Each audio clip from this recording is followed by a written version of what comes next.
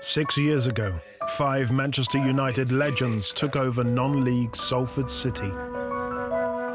Success soon followed. I want to get us into League One. I want to get us into the Championship. After turning professional and building a new stadium, the club secured a new owner and won a 4th promotion to reach the Football League. 4 promotions in 5 years. Wow. We're very proud of what we've achieved so far. We want promotion every season. But with promotion in their sights again, Kidding me, aren't you? life in League Two Not very good at football. is tougher than expected. Got to adapt. Rubbish. League Two caught us by surprise. No leadership, you get punished. In the middle of a global crisis, Nothing can go ahead. You must stay at home. the club struggles to adapt. We can't play here, finito. This is our circuit, the trainer. A season of uncertainty, a time like no other. It's the biggest challenge yet for Salford City We're going to go up out of this league. and the class of '92.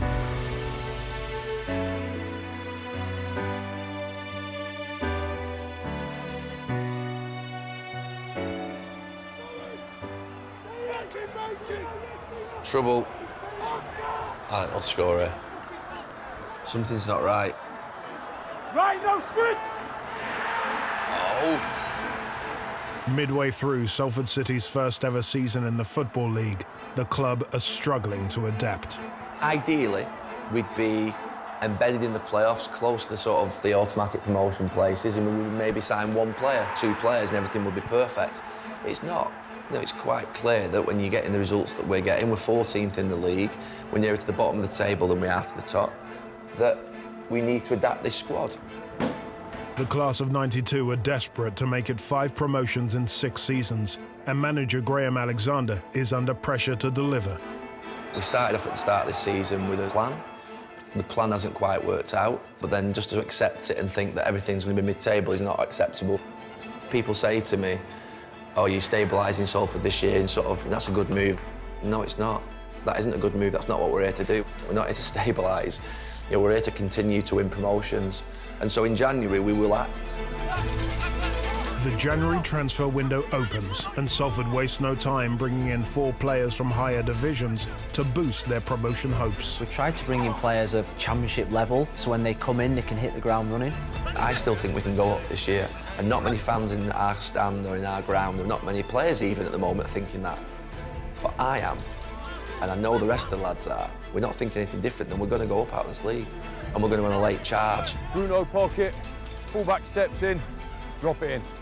We need to be in a position with 10 games to go where within a couple of points of the playoffs, and we'll do it. I know we'll do it. After one, drop it in. You look at teams like Swindon and Forest Green and you think, they're good teams then, they're better than us. And I hate the idea of looking at our team on the pitch and thinking the other team's better. I hate it. We've got to do something about that.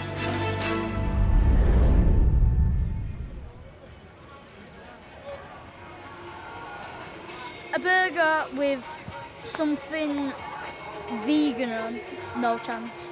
You can smell it from all the way over here, it smells disgusting. Yuck. Humiliated 4-0 at home in their previous meeting back in September, today's visit to Forest Green will be an early indicator if the new signings have improved the team. In a record spend for the club, players have been brought in from League One and the Championship, including striker Tom Elliott from Millwall and winger Ash Hunter from Fleetwood. Just looking at Ashley Hunter, he looked very good. This is like an opportunity for him to play for a big club. Salford City is a big club and I will not lie about that. It's a big club. It'll be interesting to see how these new lads go on. Bringing in O'Connor brings in the experience, but also we haven't scored enough goals, so we obviously needed strikers. Now you've got some proven goal scorers. It'll be interesting to see what happens. With the players we got, we should get in the top 7 at least get in the playoffs.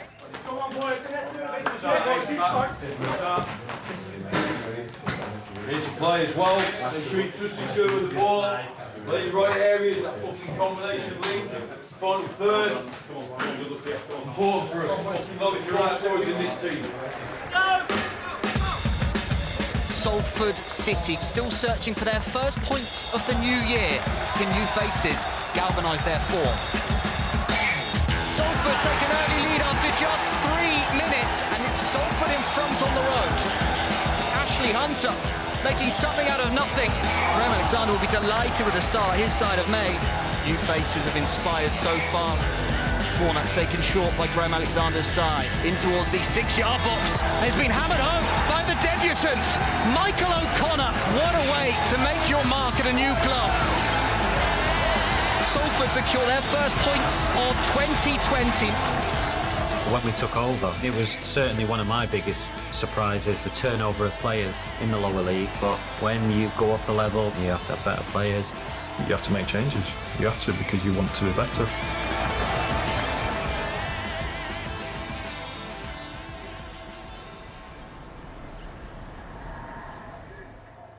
Oh, here we go. Get off. Despite only breaking into the team in January, development squad graduate Brandon Thomas Asante is now the club's second top goal scorer. Off the pitch, things are looking up for the young striker as well. So we've got a sofa now.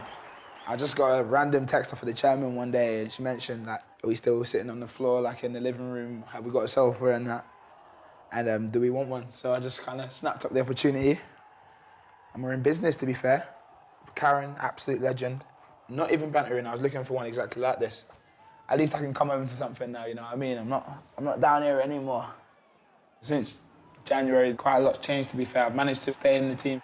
We've brought in a lot of quality in my position, and the manager pulled me aside and said, look, you've come off 1% of that hunger that you had yesterday, and you can't afford to do that. You can't let up, you can't get comfortable, because there's someone on your tail. And if not one, then 2 or 3. With results improving, more new arrivals further strengthen Salford's squad. We're in the gym this afternoon, right? Yeah, OK. There's a meeting at 1 o'clock, a bit of analysis, and we're going to the gym after that, right? Yeah. You need a meal, don't you, for stuff? Why is it? Just take George in the staff room, see, get him a meal, please. Just ask one of the lads to sort him out. Cheers. George Tanner, fullback, just signed on loan from Man United. I think new players coming in reinvigorate the group sometimes, and we've been really fortunate enough to bring 4 in. They've all made an impact already. The other players have seen the quality we've brought in. I think they've responded to it as well. See if we can get another couple in the next 48 hours or so. It's a long month, really. It's very busy at the start of it. It sort of dies down a little bit, and then at the end, everyone loses their marbles. See what the phone brings me when I walk in the office now. Can you hear me? We want a loan to the end of the season, yeah, and then 2 years at £2.5 with a £500 appearance money, £500 a start. We'll offer him a 15 grand promotion bonus out of League 2, and then a 25 grand bonus from League 1 to League 2. If he plays more than 20 starts, we would want that offer put into him, and we'd want to try and get that done. I want an answer in 5 minutes. Salford still want to bring in new players before the transfer window closes, but to do so means they must continue to free up funds by moving players out. In the last 12 hours, the club has received an offer for striker Adam Rooney. His agent informed me last night, said that Shamrock Rovers were interested in taking him, yeah. What, to take him, buy him? For 18 months, yeah. So my concern is, letting Rooney go, it does leave us with a bit of lack of experience. I think it has to be a really good offer for Rooney for me to accept that. If it's just a loan to the end of the season, we're not getting anything out of it, I'm not sure. We'll need a striker. I would have preferred Grigg. Why is he in that? No, definitely off that. His agent said he was Swindon before us.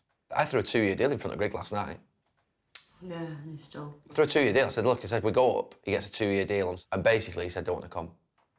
So what I'm saying to you, it flushes him out. So offer him money. You've got to offer contracts.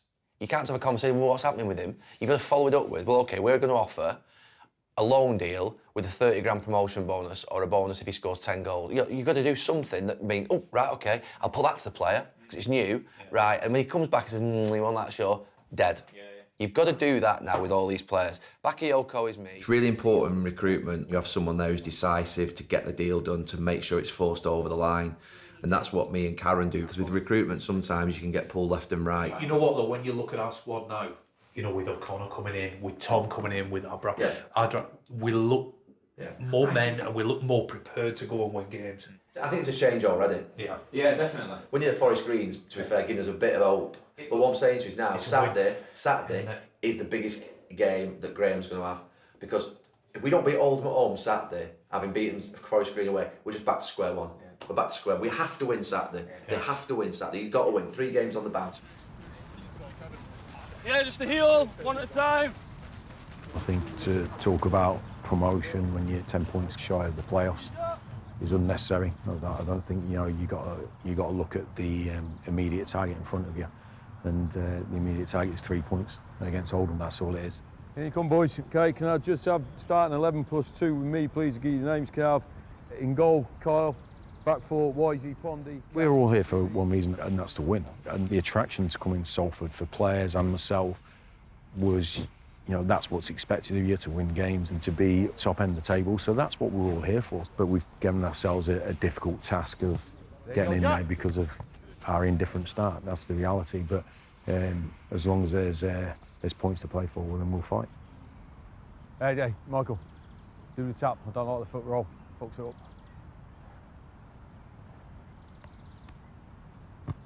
Great ball. That's the one. Yes, great ball, Libby. Yes. I'd say for Graham, it's really difficult. If you have 1 or 2 players coming from a different environment, you say 2, 3, 4 months for integration. But if you add 5, 6, 7 players into that, it becomes really impossible to integrate and to get fluidity within the team. And I think that's what we've seen for the first 6 months of the season. But because I think the pressure and the expectation of wanting to go up again, we need players for now, and we need players that can come in straight away, hit the ground running, and we need a squad that can take us up. You don't want to just buy success, and you don't want to just go out there and use the money card. But that's what we've done. We want promotion every season, because ultimately, when you get the bug and the momentum, you don't want that to go. So from where we was probably 5, 6 years ago, where stability, consistency, and thinking the long term, I think our plan has probably changed to say everything has to be now. Because ultimately, the ambitions have got even bigger. We've given the manager the best players to coach, we've given the club the best players to come and watch, and now we have to deliver. You just think that this is a 3-point game where we have to win, and if we don't win in games like this, then we ain't going to go up. Still 10 points off the playoff places, Salford must beat local rivals Oldham today to keep any realistic hopes of promotion alive. Returning to Moor Lane with the visitors is club legend Carl Piergianni, one of the players loaned out in January to make way for new signings. Bit weird on the drive in, on the bus, seeing the ground and that. Strange to be back. We need a win. Definitely need a win. They've got all these players in now. Surely, if they want to get in the playoffs, these should be good enough to do it now. And what happens if they don't? It's a lot of money. It's a lot of money.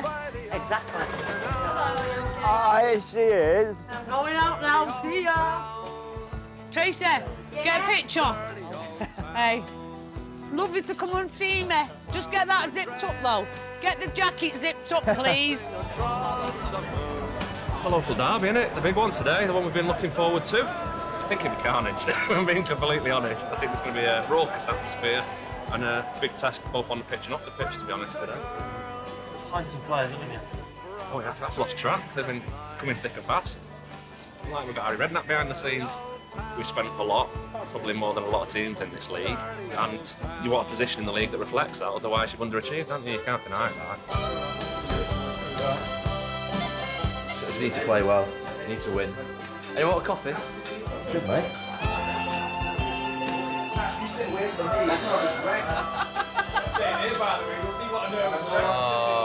I've got to curb my language in here today. Just leave this. You drink off. There's a bottle there. Oh, sorry, I thought I was here. No? Can I get one? Is there not a bottle here? Yeah. Brilliant, thank you. Draws and a waste of time. We have to win. I'm not even thinking anything else today. Have to win. We've got to start winning games every week. I've had enough of this crap mid-table shit. They may be 13th in the league, but Salford City's ambitions are very much to push on towards the playoffs in the second half of the season.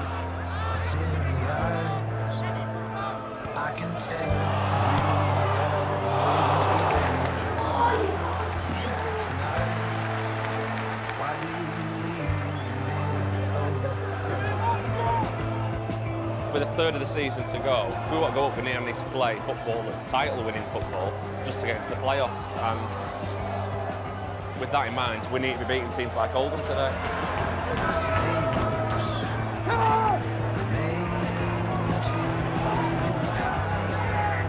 Run past him, run round him. Oh my God. Thomas Asante again. They're sick of the sight of him. And it was a good ball through from him as well. And a really good save from De La Paz. Salford work the short corner routine into the penalty area. And Rooney gets there. Oh, the referee's given a penalty. It's saved. Thomas Asante gives Salford the lead. And that's his 5th goal since Boxing Day.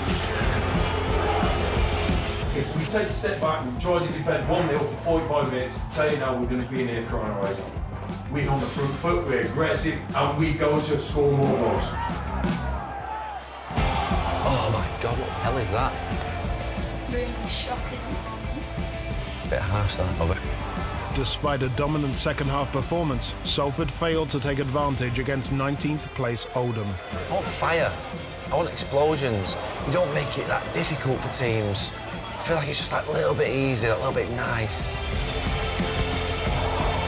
They are bad. What are the chances of Danny Rowe popping up and scoring today, though? If he scores today, if he scored against Salford in every league we've gone up. Danny Rowe manages to twist and turn. It's a brilliant finish from Danny Rowe. Rubbish mentality.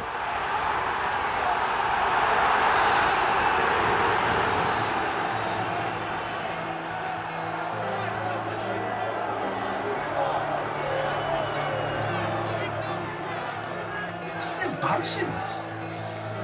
If you don't think he's there for us.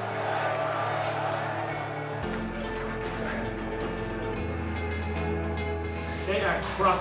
We put 22 points in them. Right. The goals we concede at home are pathetic. The games we dominate and fucking don't win is pathetic. And that is the fucking word that describes that fucking second half. The minimum is a 1-0 fucking win. The minimum. Where we fucking back off. Danny fucking Rowe. We can't fucking stay up and be fucking aggressive. Fucking back off! Back off! Back off! You get fucking punished. No fucking leadership! No leadership! No leadership!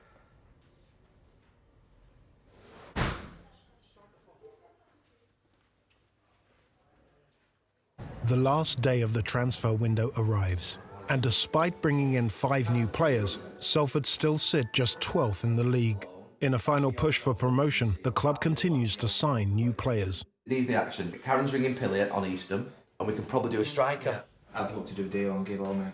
Former Manchester United midfielder Darren Gibson has impressed in training since November. But having played no professional football for the last 18 months, they must now make a decision on whether to sign him. You know what, watching him yesterday, he looks lean, he's stuck at it, you know, and our training ground, the pitch hasn't been great. He's trained with Warren some days to get his fitness up. He looks like he really wants it. He's got passing range that no one else in the league's got. Caspi's played in front of 75,000 people. He won't be that much fitter in 2 weeks. A player of 32 doesn't need 20 fucking training ground matches against Halifax to play in the League 2 matches. He's played at the highest level all his life. World Cups, European Championships. What are we waiting for? Stick him in the fucking team. Casp, ring Gibbo up and say, Gibbo, what can we get you to sign? Speak to Gibbo, speak to Graham, and then bring it to a head.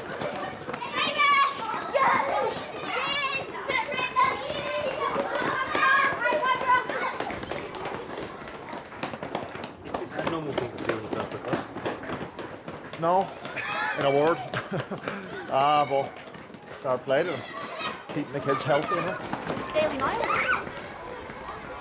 Be a few kids that can run quicker than me. There you go. So, you've done this before. A few times. Gibbo's a good lad, good character in the dressing room. can pass the ball, can score goals, can dictate play. It's good size. It's a no-brainer for him to be a crucial part of our team this year. You know, you don't play in United's first team without being a good player. Done? Yeah, all done. Saved by the bell. Yeah. The thing with Gibboy is he needs to keep fit because he has had his injury problems. If he keeps fit, then you've got a good player on your hands. Simple as that. Right, teasing away. Cheers, We're open now with a good run of games. The quality will be there for everyone to see. With only hours of the window remaining, 2 more new players arrive. I hope it's the last one, because we're running out of time. I don't want to be here till 11 o'clock. Last-minute deals are done for ex-Manchester United striker James Wilson from Aberdeen and Fleetwood Town's Ash Easton. How are we doing? The defender's arrival is expected to help plug the club's leaky defence. Not had a drip on you then, have you? They're here doing them.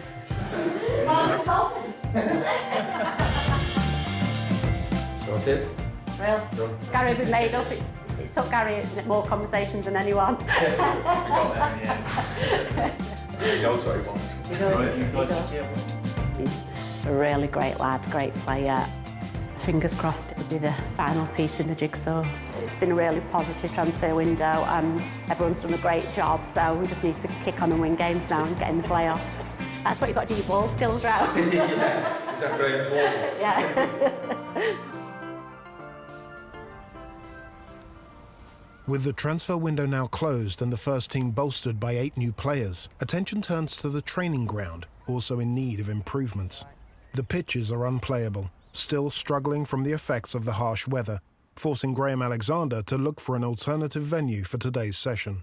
It's frustrating if you've got half a pitch to train on. We understand that there's not 20 acres of land in Manchester just available, but it doesn't stop the frustration because we want to work. I don't know who he's thinking all the stuff. What's that? Cones? Like 4 cones. What? 4 white cones. We've only got 4. Right. That's it.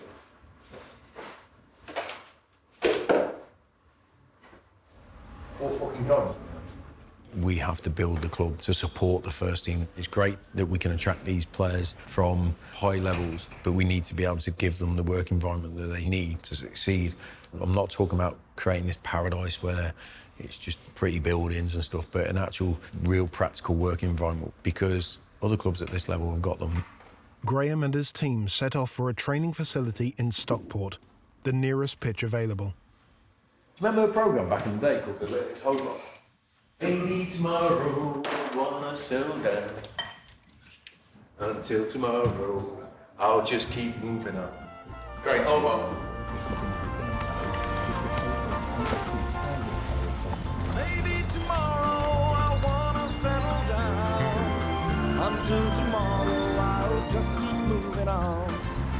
So if you wanna join me for a while, just grab your hat, come travel like that's hobo style. Maybe tomorrow. I spoke to the lad, he said we can use the pitch. Until tomorrow, you know I'm free to roam.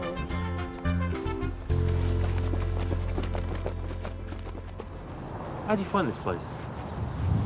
We just drive around Manchester and North West and just see a pitch and nip over the fence. And now I watched my son play here back a couple of years ago, so it's. I didn't know how good the pitch was or anything, whether it's available, but Skip made a call this morning. We managed to get it, so happy days.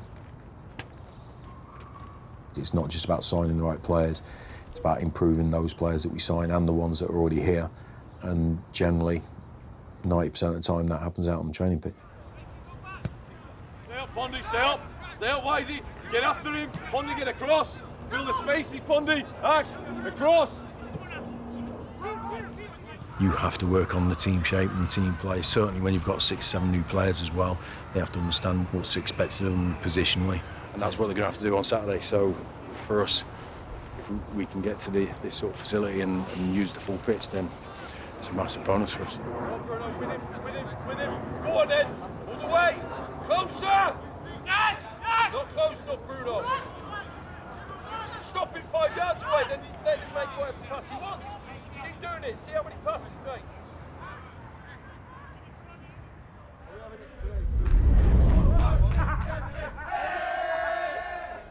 2 weeks since the end of the transfer window and Salford's performances have improved. They have lost just one of their last 5 games and reached the semi-finals of the EFL Trophy. A win tonight means a return to Wembley. I went to Wembley last year for the first time in my life and never thought I'd go there. And the possibility of going, twice in less than a year is just incredible. Both sides are going to be pumped up for this one. I don't care if it's the EFL Trophy or whatever trophy, everyone wants to get to Wembley. A lot of changes recently, as everyone knows. Introduction of a lot of players gone. I think some of them still settling in. I think we've still got to see the best out of a lot of them yet.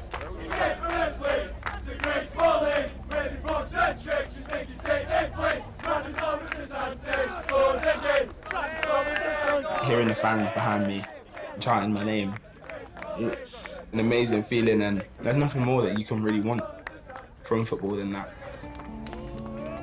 I'm really eager to get that over with. By the time I come back on this bus in a couple hours' time, either we're going to Wembley or we're off in disappointment.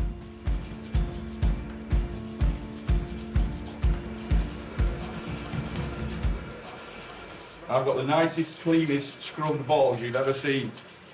The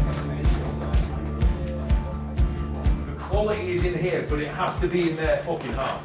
Okay? Do the basics well, use your intelligence fucking in our half, and use your quality in their half, we win the game. Right, chaps? Come on. Come on. Ruthless, come on. To win these fucking games, okay? 22 footballers with a dream of walking down the tunnel at Wembley Way. Salford may have some celebrity owners, but this is proper, humble football. There were signs we were starting to get a little bit of momentum. We've got quality through the doors. So I think that gives a real good feeling around the club.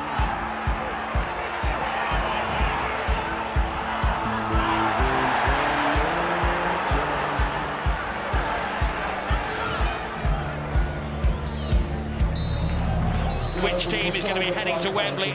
It's going to come down to who can hold their nerve when put on the spot.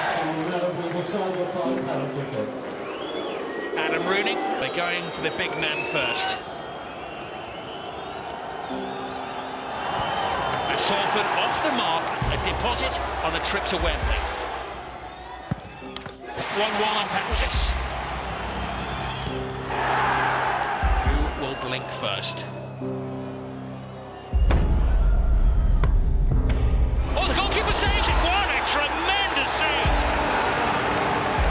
4-3 up on penalties, Brandon Thomas Asante has the chance to send Salford back to Wembley. Oh, another twist in the tail! Sometimes you just get caught out. I would do anything to get that moment back. You can't beat experience. Darren Gibson, can he become an instant hero? There was a squad there that was capable of doing much better. James Wilson has just had a stroll as if he's out on a Sunday afternoon.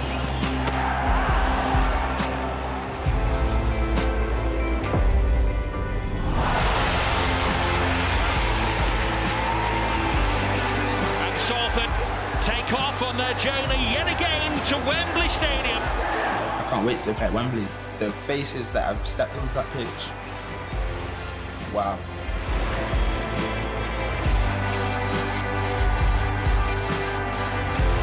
I'm indebted to my teammates because these boys have bailed me out when I stumbled. In these next games, I'm going to fight for them and hopefully I'll be able to right the wrong in the future. Hey, listen, well done. Don't get out and show massive bollocks. With all the atmosphere and everything, everyone against you, you're fucking super. Yeah. Well done, chaps. Fucking enjoy it.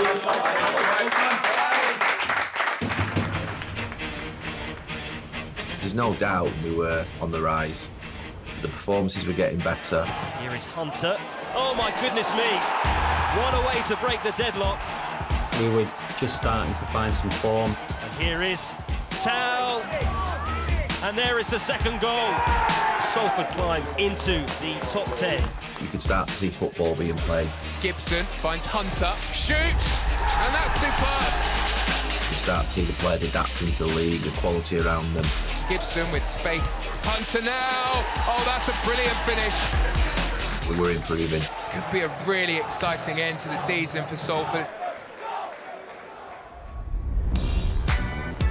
With the team's form finally improving, Gary Neville has flown out to Miami to meet Salford co-owner David Beckham. What do you think, Patrick? Do you want to stay here for a couple of nights? In 48 hours, David's new MLS team Inter Miami will play their first ever home game, and Gary is out there with a film crew to capture the special occasion. I've missed it.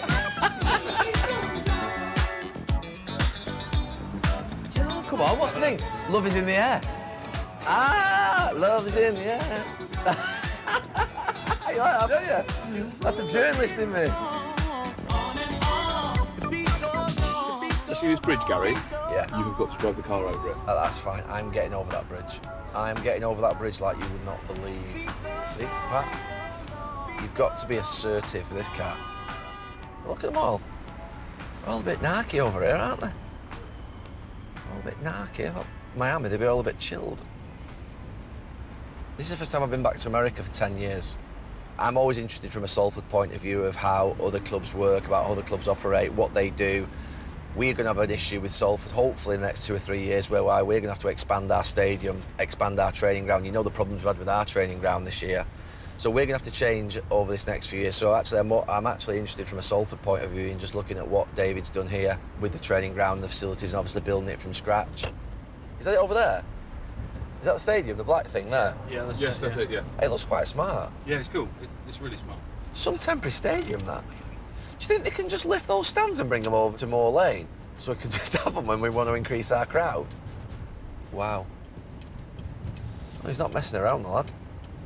You can't just chuck this together in 12 months, can you? Right, there's a car coming towards you, Gary. Oh, shit, yeah. I forgot we're on the wrong side of the road. David had this long, arduous journey to try and get this football club going. I really wanted to be there for him. I was working as well in the media. So it was a brilliant sort of 3 or 4 days that we had planned. Welcome to Miami. I know. I just... OK. Good. You? It's unbelievable. Amazing, isn't it? Yeah. You nervous? Not at all. A little bit. Do you need your hands? Oh, I do, yeah. It's pink and it smells a bit girly, don't but worry it's about fine. that. No, it's fine. Back in Manchester, preparations are well underway for Salford's return to Wembley, where they will play League One Portsmouth in the EFL Trophy final. So she's sending out the tickets today, so we should get them tomorrow. We're going to Champion. We're just sorting out tickets for the director's room, the Bobby Moore room, players' wives, Dan tickets for the rest of the footballers. What are you going to be saying? He'll be in a corner on his own, screaming. He'll be in a box with the other owners, I imagine. It's a massive thing. 5 years ago, Salford going to Wembley, you couldn't put money on it if you're allowed to. Portsmouth have already snapped up their full ticket allocation for the final, and with all sales split evenly between both clubs, the financial reward is potentially huge. I hope we don't freeze, because we're not used to playing in front of crowds, are we? I think they've sold about 50,000 up to now. Yeah. Imagine it'd be like one rammed half and then maybe 5,000 of us. Can't lose really, can you? Because we're not expected to win because they're in League One. It's a day out for everyone and half the gates. Win-win. I'd imagine there'll be a few £100,000 to share, won't there? Meanwhile, back in Miami, David Beckham's MLS team are 2 days away from their first ever home game. Gary Neville is spending time with his friend and Salford co-owner, checking on how building a club from the ground up is progressing. Congratulations, Thank you. Very good. I remember there was one time where I got on the plane and we'd just announced, and I got on all excited and I was really proud of what we'd done, and I was sat in my seat and all of a sudden I heard, oh, that effing Beckham. Who does he think he is coming into our town thinking he could get this piece of land, that, and I was like, oh my God, and it was a struggle. It was a struggle, but I think that when I stand here now and I look at what we've created and the stadium and we're going into this first game, I mean, it's been well worth it, but it's not without its challenges. The pitches are absolutely out of this world. I mean, imagine coming here every day to train. I mean, seriously. I showed Romeo a clip of me playing at Preston. There was a clip on Instagram the other day. Like when you were on loan there? A minute clip of me getting battered by Terry Erlock and playing on crap pitches with baggy shorts and shirts and... Did you think when he sent you out on loan to Preston that you'd be in Miami one day with your own team? Funnily enough, no.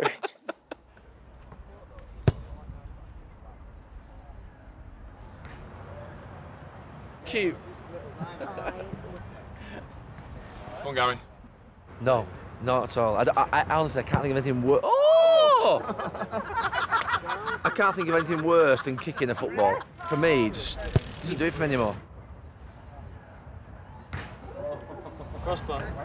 I love this, but I love it from a point of view of what it is rather than thinking, oh, we want to play football on it or anything like that. No, honestly, I don't have any. Here he goes. There you go. Down the channel. So there's nothing about what he wants to play. You see that ground that night for the first time. It was brilliant. And then before you know it, the whole world seemed to turn within that next 24 hours. Breaking news, Miami's long-awaited first home game against LA Galaxy is off. Good evening, everyone. We're interrupting our regular programming to bring you remarks from President Trump on the coronavirus outbreak, now a pandemic. To keep new cases from entering our shores, we will be suspending all travel from Europe to the United States for the next 30 days. Trump is definitely going to shut down UK travel soon. We have issued guidance on school closures, social distancing, and reducing large gatherings. You should run the 6:15. It is a nonsense.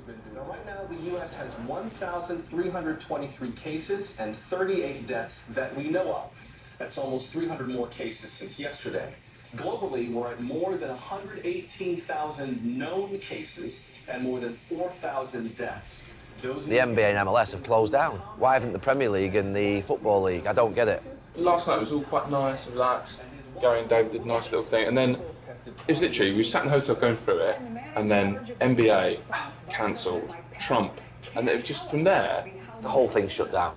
But what do we do? Because I read something where peak coronavirus is not going to be sort of end of May. What do you do, man? I don't know. But then Trump's going to turn around and say, at one point, UK banned. Yeah. We're stuck. You've got to get home. You've got to get home. You can't not be at home, can you? Well, that's it then, isn't it? Karen's just texted me to say that the EFL Trophy final will go ahead on a delayed, so it won't be played. I'll tell you what, I need a bit more weight here.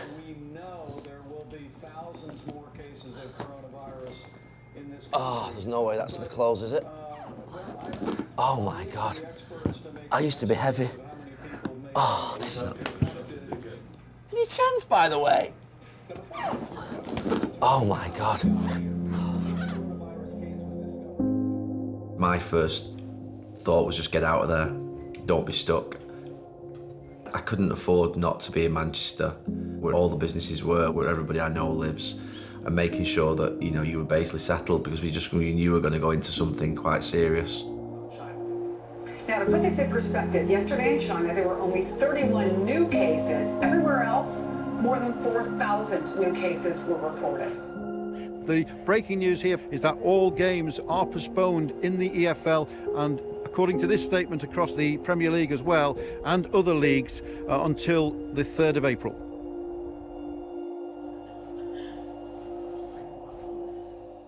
Hello? Hi, Gary. Hi. Hi. Hi, all. OK, are any players at this moment in time demonstrating symptoms? The only player that we have is Scott Wise, who had a cough. There's a few high-risk players, mainly from the academy. In terms of the first team, Richie was the only high-risk player. I would keep him off. We need to be decisive until we get a grip of it. We cannot have a... Imagine Richie Towell gets it next week. God forbid, lost his life. I mean, I'm literally like, that is not happening on my watch. That is not happening. So he's, unfortunately, I would say, to be fair, needs to exclude himself from what would be, you know, we can't bring him into the club to train And in a changing room, in my opinion, it's an absolute madness situation that. We've got a call with the league that we've instigated. We're not accepting that final going ahead on April 5th at all. We're not having that. So in the next couple of weeks, is it a case of doing more what would be non-contact type training where I don't know what training that would be, but just run the bollocks off them, Graham. I mean, essentially that's what it sounds like to me. Yeah, no, we could go old school, but first of all, where are we gonna? Is Moor Lane going to be available, or? We might as well use Moor Lane and train on Moor Lane. Doc, can you give some general advice to the members of staff, players, in terms of how to behave on a daily basis, what they can do and what they can't do? So, for instance, can people go out for a walk with their family? Can they go to the shops? What should they do? Because I think people, to be fair, are a little confused as to what to and can do, and I'd prefer to give some guidance to the players and staff as to what you're comfortable with them doing. Yeah. So the difficulty we have at the moment is other countries are being a lot more proactive than what we are because of social media, internet. People are getting conflicting evidence, but other countries are in lockdown. We're still doing everything that we normally did. So there's a lot of conflicting evidence. But again, there's a news conference today from Boris Johnson. Things might change this evening. They may say altogether ban all social encounters. I think it's important as well, Doc, that all our stats are false, aren't they? Because of the stopping of the testing, we don't know how many are infected and how many aren't infected. So we'll probably never really know when the peak hit or when it's happened because of that. Right. Adopt the most safe and cautious position. The idea that we expose people for the sake of a football match or playing football is just not something that we can do. Okay. All right. Yeah, see you later. Right, and well done. It's not going to be easy. It's not going to be an easy time at all.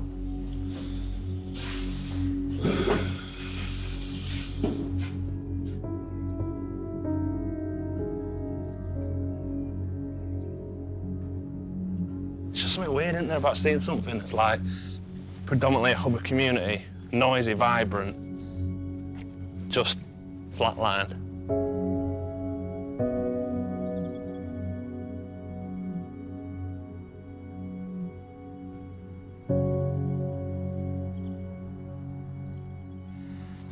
I can't get my head round. It's not really sunk in, has it? It's all a bit...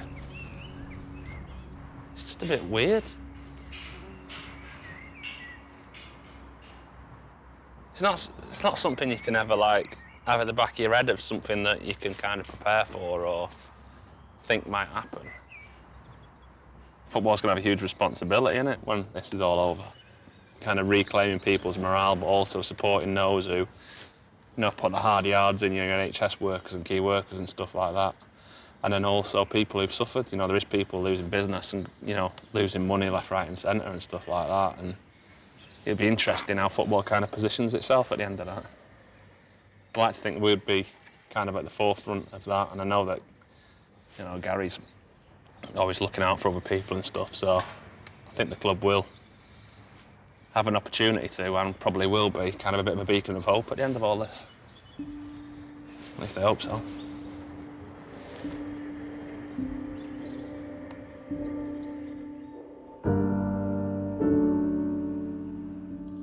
I think this was the time where Leeds were investing heavily and getting stronger. From a Liverpool point of view, you always felt... It's been 9 days since Gary returned from Miami. In the last 48 hours, new social distancing measures have been introduced by the government, forcing Sky to broadcast from Gary's office.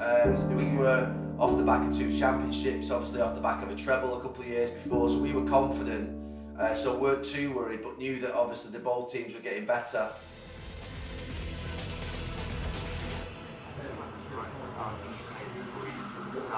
All British travellers are urged to return to the UK now.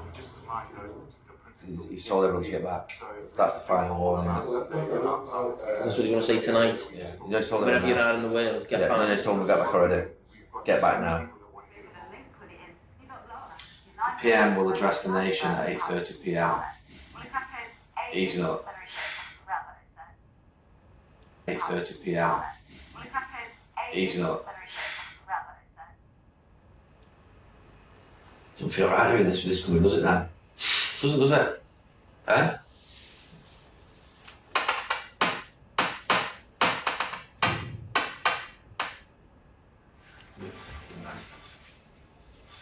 when this is all over, when they look back at it all, it's going to be... I mean, imagine ever thinking that you'd be locked down in your own country, that you wouldn't literally be able to leave it, you know, not allowed to leave your house. Mm-hmm. I'm gonna stay and watch this address. What time is it? Now, it's on now. Talk about Ghost Town, eh? It's terrifying. What? It's quiet. It's like it is like a film, and you're watching your screen. Honestly, this is like Armageddon. It's like, what is going on? Oh, what is going on? Here we go. Shh. Good evening. The coronavirus is the biggest threat this country has faced for decades, and this country is not alone. All over the world, we're seeing the devastating impact of this invisible killer. From this evening, I must give the British people a very simple instruction. You must stay at home. You should not be meeting family members who do not live in your home. You should not be going shopping except for essentials like food and medicine.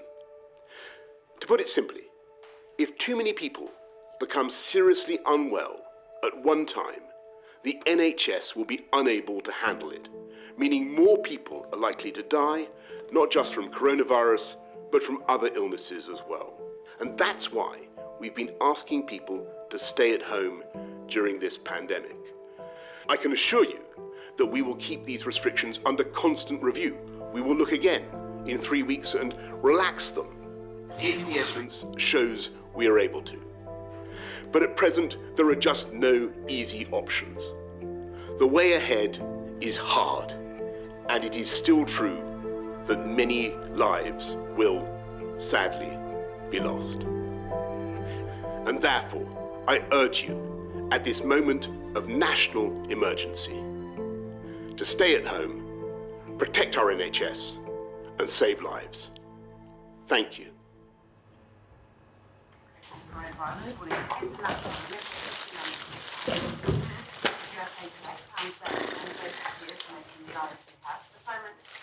Salford at this moment in time is...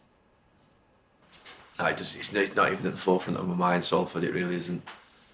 You know, we love football, we love the club, but I can't wait to be there again. I can't wait to be sat in that window watching the game, but it's going to be a long, long time. I think it's going to be months and months. And but like I say, at this moment in time, I think there are too many challenges facing too many people in this country to think about watching a football match. It's just feels like a million miles away, that.